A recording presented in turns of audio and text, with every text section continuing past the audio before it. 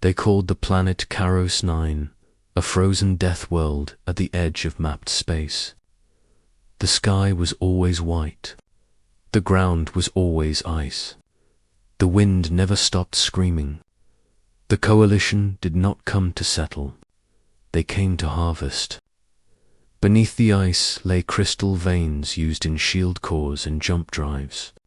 Worth fortunes, worth lives, so they built an outpost. Steel towers, energy domes, thermal generators humming day and night. And one human, his name was Elias Cade, a tunnel engineer. The aliens did not understand why he was there. The Voron were tall and plated. They laughed with clicking mandibles. The Kalari floated in thermal suits. They sneered with glowing eyes. Even the stone-skinned Drax considered him unnecessary. Karos 9 was solid ice down to the bedrock. Drills existed. Melt lasers existed. Shielded walkways existed. Why would anyone dig tunnels? Especially by hand-guided machines. Elias did not argue. He wore his thick human coat, old, patched, reliable. He studied the ice. He listened to the wind. He watched the way frost crept across steel. He remembered Earth, Antarctica, Alaska, mountain winters where storms buried cities overnight. The coalition leaders dismissed him. The outpost commander was Voron Prime Scath. He called Elias into the command chamber. Your proposal is inefficient. Surface structures suffice. Tunneling wastes energy. Elias nodded. Sir, storm cycles here are not fully understood. The models are sufficient. Our shields withstand Category 6 storms. Elias paused. On Earth, models failed too. Scath laughed. Earth is insignificant. This is a controlled operation. Elias was dismissed. So he began digging anyway. Not deep, not wide. A simple tunnel network beneath the main habitation dome. Low ceiling, thick walls, curved paths.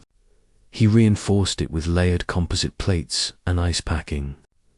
The aliens mocked him openly. The Voron called it the human burrow. The Kori placed betting odds on when he would give up. The Drax ignored it entirely. Elias worked every shift he was allowed. When power was free, when machines were idle, he measured angles. He shaped curves. No straight lines. Straight lines broke under pressure. Curves distributed force. He built airlocks, emergency seals, manual latches. No reliance on external power. The laughter continued. The weather reports showed nothing unusual. Category 3 storm approaching. Minor inconvenience. Mining operations continued. Surface crews worked, exposed.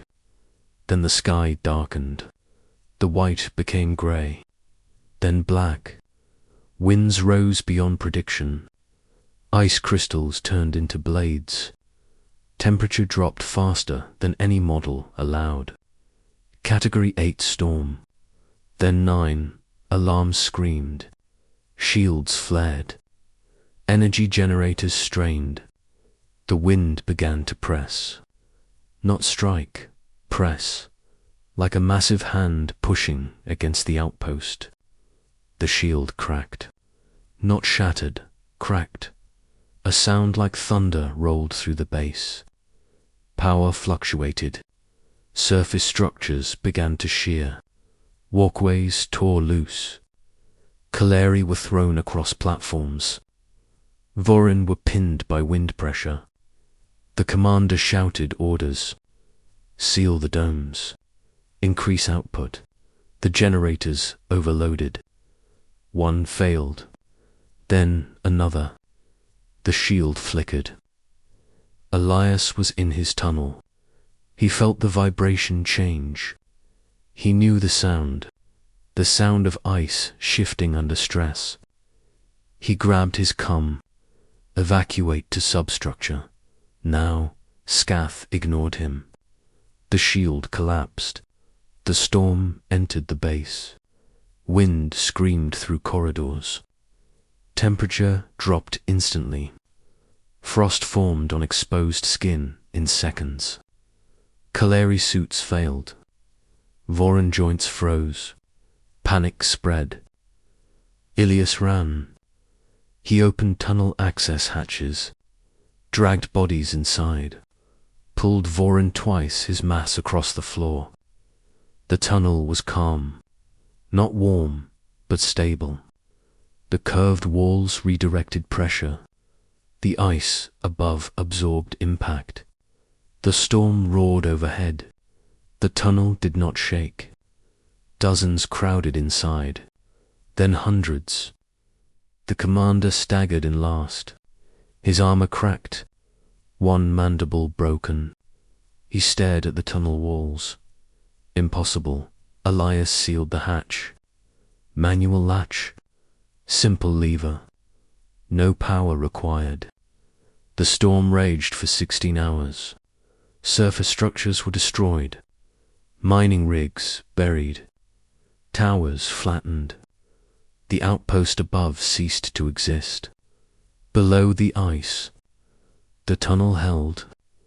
Air recyclers worked. Condensation collected along grooves Elias had carved. Water flowed into storage tanks. Heat loss remained manageable. Elias rationed food calmly. He treated injuries, frostbite, cracks, shock, no panic. The aliens watched him, not laughing now. When the storm passed, they emerged.